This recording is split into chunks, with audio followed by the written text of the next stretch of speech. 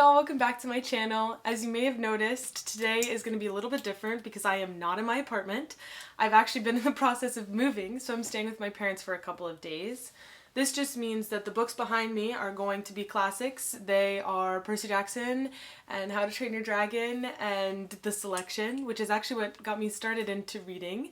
And so the books that I'm going to be talking about today, I'm actually going to put on the screen for you because I don't have any of the physical copies with me besides this one, King of Envy, which we'll get to my thoughts on that later.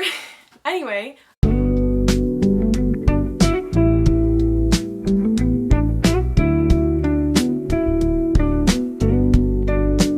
so I actually have 3 months worth of books for you today. I know usually I do like 1 month per video, but unfortunately because I've been moving, getting ready for school, starting a new job, I haven't had as much time to read as I would like, and I didn't really think it was fair to kind of do like one book per video. Sorry, this is my cat Salem. So I actually have I have the months of May, June, and July for you today, and I'll go by each of those months one by one. So starting off with May, the first book I read in May was King of Pride. I've actually read this one before. I love this author, Huang, I believe is how you pronounce her name. I think she's brilliant. I think that Kai, who's like the main guy in this book, is probably the best male character she's ever written, just because he like has emotional depth, which is very rare for romance novels. Also, a big part of the attraction to him is that he reads and he studies and he's knowledgeable. It also takes them a while to like succeed together as a couple, which I think also adds to the dynamic, and there's no like weird cheating arc or pregnancy trope or anything like that. It's very much so just like them two as people, them being Isabella and Kai, and how they get together. And the protagonist, the female protagonist, she's very much so like a self-starter. Like, she moves to New York to write, to become a writer. She works for everything she's got. It just makes it a very interesting read because you're actually rooting for these people to get together. So I gave this book 4 stars. I love her books, and as always, which I normally say with this author, if I gave romance novels 5 stars, then I'd probably give this one 5 stars as well. But I'm sticking to my rule. Romance novels, the highest I can get is 4, so this one got a 4 for me. And this was in May. The next book I read in the month of May was A False Start by Elsie Silver. I really liked this book. It follows the younger sister of one of the male protagonists from another book in the series. It's really good. It is an age gap romance novel, but fortunately they don't really sexualize the age gap. It's just kind of like a thing. Like, the two characters have good banter, it's interesting, and the age gap is just kind of like a fact. It's not really sexualized or talked about a ton. And I also do like that it's like my older brother's best friend trope. It's really interesting. My one issue with this book is in the epilogue. And if you know me, you know how passionately I feel about this, but I hate the pregnancy trope. I hate the pregnancy trope, especially when it's in a book that it's not necessary. Like, her being pregnant in the epilogue is not necessary to the plot. It doesn't move anything along. It doesn't add anything interesting. Like, I really don't feel that it's necessary for her swollen belly, like, and then she felt really nauseous and ran to the bathroom. Like, why? It takes away from, oh, that was a great love story, it was cute, it was fun, it was interesting, to now they're becoming a family. Like, it doesn't make sense. Also, in the epilogue, they start to sexualize the age gap, which, why? If we didn't do that for the entirety of the book, why now are we starting to sexualize it? Why is it so important that now we make it weird? So, great book. Don't read the epilogue. Just leave it alone. Pretend it's not there. The last book I read in May was When in Rome. This book got 3 stars. I think that going into it, I was fooled by the cover. There's a creator on YouTube who actually has a really good video about this. But for example, when I see a book cover that looks like this, or like this, then in the back of my mind, I'm thinking, oh, it's probably gonna have spice in it. I'm not saying that that's right. Obviously, in this case, it was wrong. I picked up When in Rome thinking, oh my god, it's gonna be like a spicy romance novel.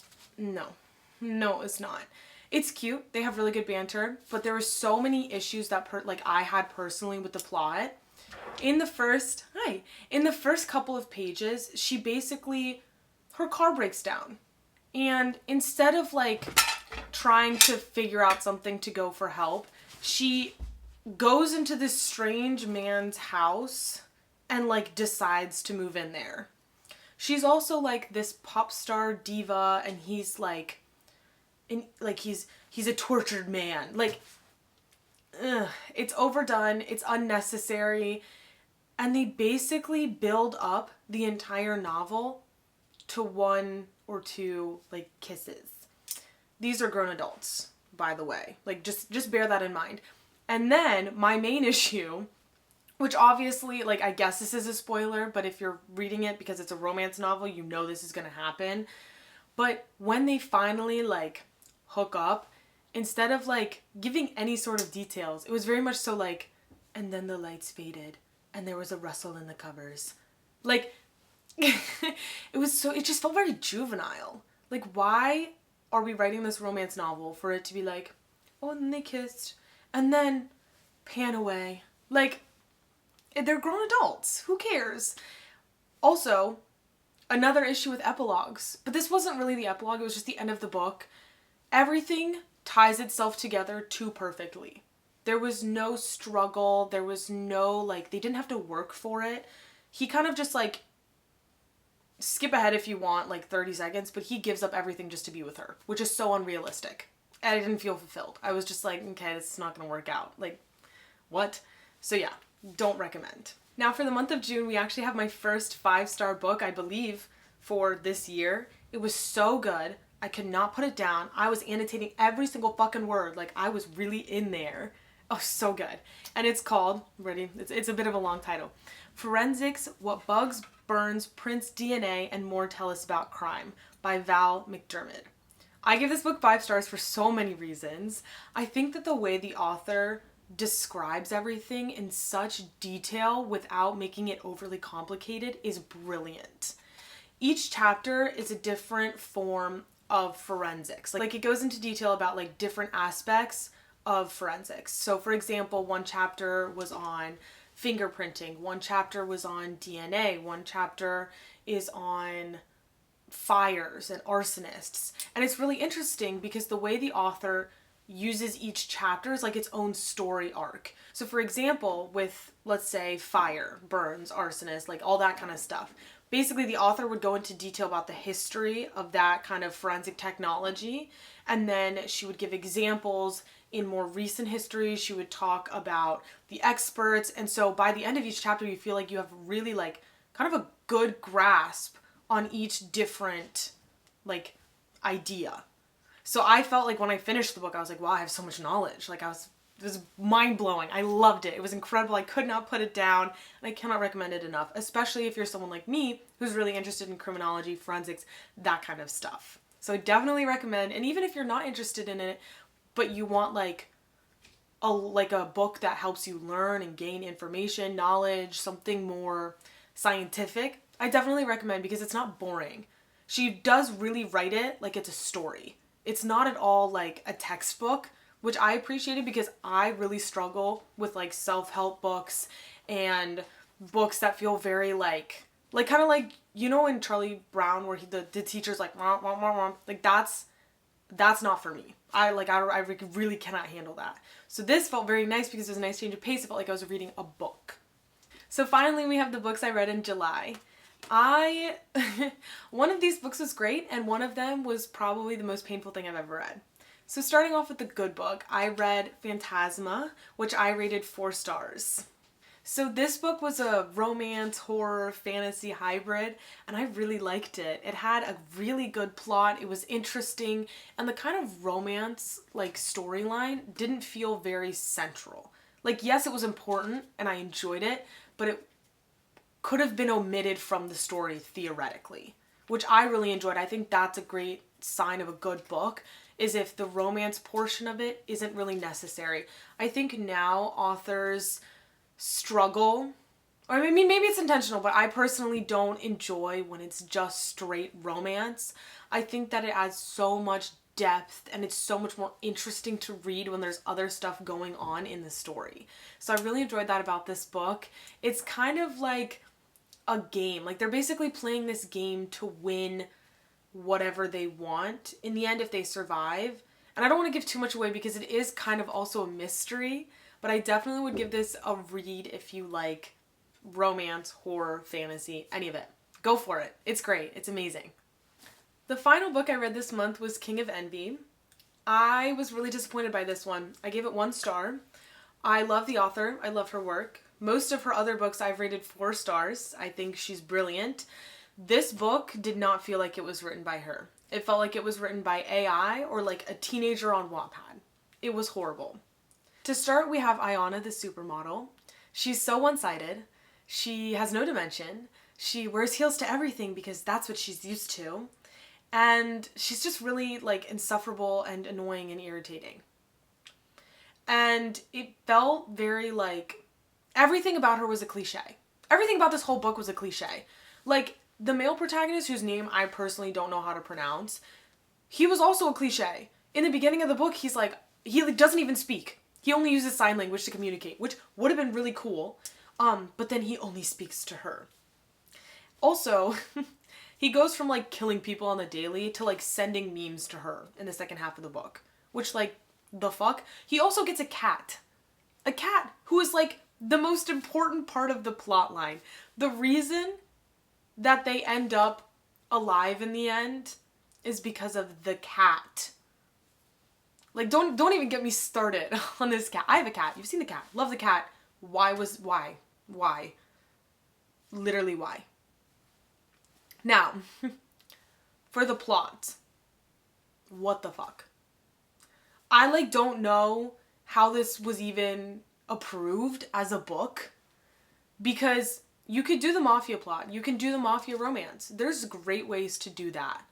The way in which this was done was horrible. It felt very like thrown in there at the last minute. They were like, oh, we need to make this interesting. Let's add an organized crime group called the Brotherhood.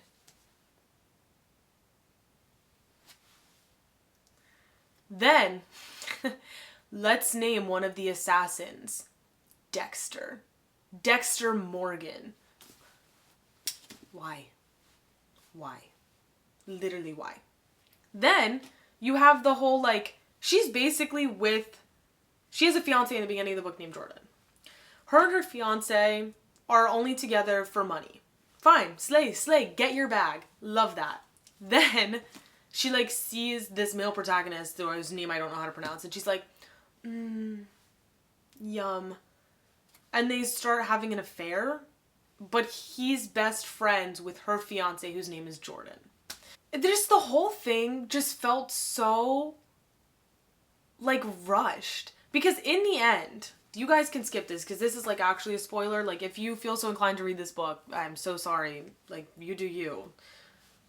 But you're going to want to skip this part. In the end, this male protagonist goes to save Ayana from the leader of the Brotherhood.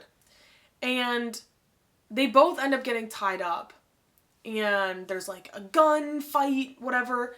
And the cat follows this man from New York to Long Island. That's where she's being held captive, is in Long Island. So the cat travels magically.